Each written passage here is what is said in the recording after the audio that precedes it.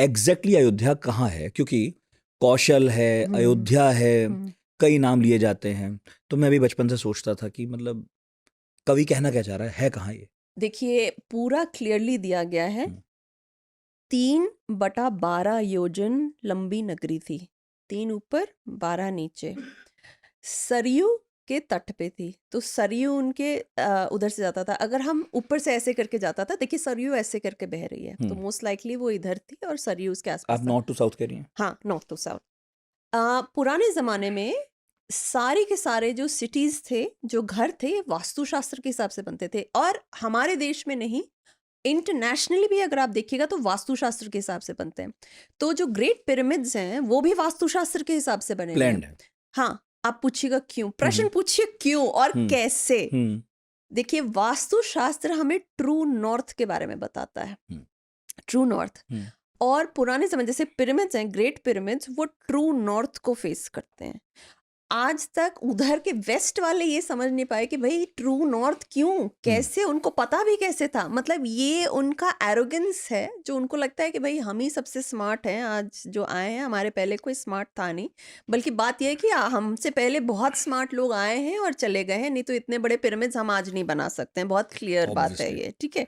तो वो true north क्या था? तो अगर आप वास्तु के हिसाब से जाएंगे तो ट्रू नॉर्थ जो थी वो सिर्फ पिरामिड्स नहीं, धोलावीरा भी ट्रू नॉर्थ फेसिंग थी। तो यहाँ पे मैंने बुक में पेज 59 पे पूरा धोलावीरा का ASI ने जो दिया था वो मैंने बनाया है। और आप देखिए यहाँ पे it is facing true north. देखिए, देखिए नॉर्थ से थोड़ा इधर। अब प्रश्न आता है कि ट्रू नॉर्थ क्या है? तो जो हमें मैग्नेट पे जो मिलता है, वो जो नॉर्थ होता है वो मैग्नेटिक नॉर्थ होता है। तो मैग्नेटिक नॉर्थ बार बार चेंज करता रहता है। तो magnetic north is not a trustworthy north. तो ट्रू नॉर्थ करना चाहिए हमें, ट्रू नॉर्थ। अब प्रश्न है कि सिर्फ ट्रू नॉर्थ पे हमारी सिविलाइजेशन क्यों फेस करनी चाहिए, या हमारे घर के द्वार क्यों फेस करने चाहिए? तो जैसे वास्तुशास्त्र आज भी फॉलो होती है, बाकियों का तो मैं नहीं जानती, but at least in south Delhi, Gurgaon, ये सब लोग आते हैं अपना कंपस लेकर के, और बोला जाता है this is a vastu compliant house. तो बड़ी इंडस्ट्री है ये सब तो बहुत बड़ी इंडस्ट्री है। और जो वास्तु कंप्लायंट होम्स होते हैं वो प्रीमियम पे जाते हैं। They are rented out on premium, they are sold on premium. Okay, so अब प्रश्न है ट्रू नॉर्थ क्यों? तो ट्रू नॉर्थ की जो डिग्रीज माप की गई हैं, विच इज नॉर्थ, तो मैग्नेट नॉर्थ से नॉर्थ वेस्ट में आता है। तो उसमें wealth, if you face that, you get wealth, you get fame, you inherit from your ancestors. तो एंसेस्ट्रल वेल्थ, एंसेस्ट्रल जायदाद, प्रॉपर्टी एंड धर्म, धार्मिक नेचर जो है वो ट्रू नॉर्थ से आता है। ये वास्तु में लिखा हुआ है। ट्रू नॉर्थ की जो 3, ये जो नॉर्थ वेस्ट की जो एंड है, नॉर्थ से पहले। और धोलावीरा के बारे में बताकर या इजिप्ट के बारे में बताकर आप ये मतलब कोशिश है आपकी बताने की कि ये आज से नहीं, बल्कि ये धारणा या ये साइंस या ये जो भी आप कहिए बहुत पहले से ही थी। और उसका जादू आज भी कायम है। जादू बोलिए, साइंस बोलिए, जो भी बोलिए, लोग मानते हैं। देखिए आज इजिप्ट फेमस है कि नहीं है? आज भी है। आज भी है। आज अयोध्या फेमस है कि नहीं है? आज भी हमेशा है। थी, आज हमेशा भी थी, आज भी है। धोलावीरा आज भी फेमस है कि नहीं है? ये बात तो है। ठीक है, देखिए यही है बात कि नगर तो मिलते हैं बीच बीच में, लेकिन कुछ नगर अभी तक मिल नहीं रहे। जैसे हम अभी बात करें, खुदाइयाँ चलती हैं, हम पॉडकास्ट भी करते हैं कि भाई अभी यहाँ चल रही है, वहाँ चल रही है। तो वो ये तो हम माने, वो लोग मतलब वो शहर जो हैं वो गुमनामी में खो गए, लेकिन धौलावीरा कितने पहले मिल गया, फिर आ जाते हैं। हाँ, फिर आ जाते हैं, ये क्यों गए आते नहीं। हैं? या बनारस या अयोध्या जैसे शहर जो हैं वो कभी भी मिट्टी के गर्त में छिपे ही नहीं, वो रहे कैसे ना कैसे करके, वो बने रहे। लुप्त भी हुई तो वापस आ जाती है, वापस आ जाती बहुत कम समय में। ये उनकी खासियत है। ये ऐसे ही बनाए जाते हैं। ये इसी तरीके से जिन प्राण प्रतिष्ठा वगैरह, तारीख, डेट, ये सब देख करके की जाती है। वो इसीलिए की जाती है ताकि ये हमेशा फेमस कभी ना खोएं। ठीक है, तो एग्जैक्टली कहाँ है अयोध्या, इस पर थे हम। देखिए अयोध्या लुप्त हुई थी, ये शब्द ये हुई थी। उसके बाद अयोध्या को वापस लाया गया था ढूंढ करके।